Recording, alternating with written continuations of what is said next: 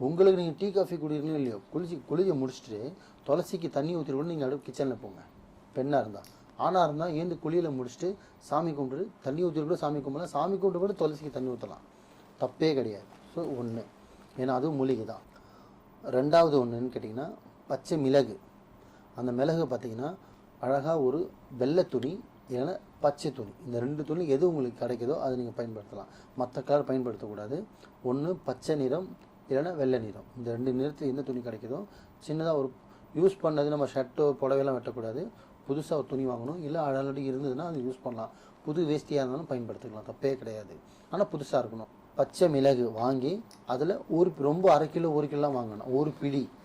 ஒரு கைப்பிடி வாங்கி அந்த துணியில் வச்சு அதை மூட்டை மாதிரி கட்டிட்டு உங்களை ஒரு 3 சுற்று சுற்றிட்டு வீட்டில் யார் சம்பாதிக்கணும் பண்ணுறீங்க, ஆணோ பெண்ணோ சம்பாதிக்கிறனோ அவங்கள தலையை சுற்றிட்டு பீரோவில், கேஷ் வைக்கிற இடத்துல, கல்லாப்பட்டியில், ஜுவல்ஸ் வைக்கிற இடத்துல, இல்லை கடையில் இருக்கிற கல்லாப்பட்டி, இல்லை வீட்டில் இருக்கிற லாக்கர்லேயும் எங்கே பணம் சேரணும்னு நினைக்கிறீங்களோ அந்த இடத்துல நான் சொன்ன அந்த பொட்டலை மாதிரி கட்டி வெள்ளையிலோ இல்லை பச்சையிலோ கட்டி பச்சை மிளகை பொட்டலம் கட்டி வச்சிடணும். வச்சுட்டு 21 நாள் கரெக்டாக அந்த இடத்துக்கு நீங்கள் சாம்பிராணி காட்டணும். எத்தனை நாள்? 21 நாள். சாயந்தரம் வேலையில், காலையில் கிடையாது, சாயந்தரம் 6 மணிக்கு மேலே ஒரு கொஞ்ச நாள் சாம்பிராணி போட்டு ஒரு 2-3 நிமிஷம் அப்படி வச்சு நின்னாலே போதும்.